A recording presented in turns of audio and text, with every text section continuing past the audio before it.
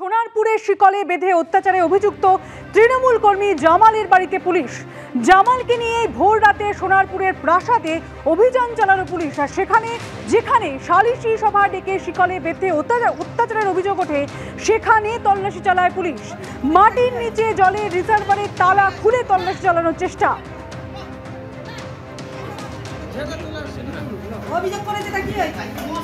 সোনারপুরের শিকলে বেঁধে অত্যাচারে অভিযুক্ত তৃণমূল কর্মী জামালের বাড়িতে অভিযান চালালো পুলিশ। জামালকে নিয়ে ভোর রাতে সোনারপুরের প্রাসাদে অভিযান চালায় পুলিশ। আর যেখানে সালিশি ডেকে শিকলে বেঁধে অত্যাচারের অভিযোগ উঠেছে সেখানে তল্লাশি চালানো হয়। মাটির নিচে জলে রিজার্ভারের তালা খুলে তল্লাশির চেষ্টা পুলিশের।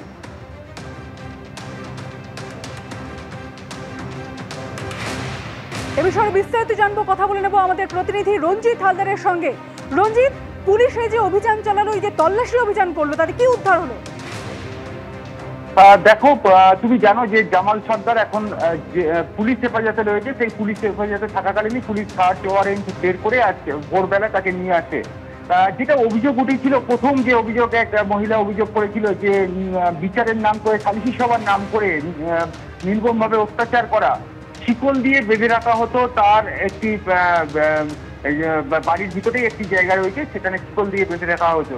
সেখানেই মানে শিকল বাঁধা হতো, একটি পার্মানেন্ট একটি লোহার লক ছিল, সেখানে সেই লকের সঙ্গে শিকল পায়ের সঙ্গে বেঁধে তাদের উপর মারধর করা হতো, এমনটাই অত্যাচার হয়েছিল।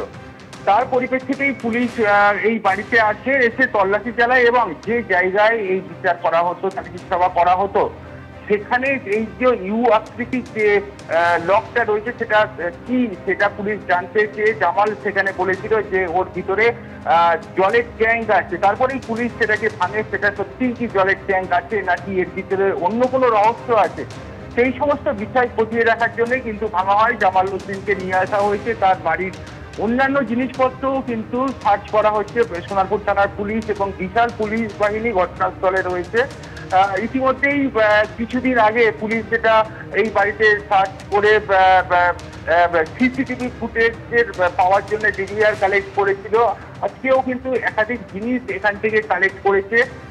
এই যে রিজার্ভার, সেটা কিন্তু ভাঙা হয়েছে এবং সেখানে ভিতরে দেখা গেছে যে ওখানে ভিতরে জলের ট্যাঙ্ক রয়েছে, সেই কারণে কিন্তু এই লক রয়েছে। পুলিশ জামালকে নিয়ে এসে এখনো পর্যন্ত কিন্তু তল্লাশি অভিযান চালাচ্ছে জামালের বাড়িতে। একেবারে রঞ্জিত, অর্থাৎ এখনো পর্যন্ত তল্লাশি অভিযান চলছে এবং এই শিকলে বেঁধে, অর্থাৎ এই সালিশি সভায় শিকলে বেঁধে অত্যাচারের মূল অভিযুক্ত এই জামালের বাড়িতে অভিযান চালিয়েছে পুলিশ, যেখানে জামালকে নিয়ে ভোর রাতে সোনারপুরের প্রাসাদে অভিযান চালায় পুলিশ। আর যেখানে সালিশি সভা ডেকে শিকলে বেঁধে অত্যাচারের মতো অভিযোগ উঠছে সেখানে তল্লাশি চালানো হয়। মাটির নিচে জলের যে রিজার্ভার রয়েছে সেখানে তালা খুলে তল্লাশির চেষ্টা চালাচ্ছে পুলিশ।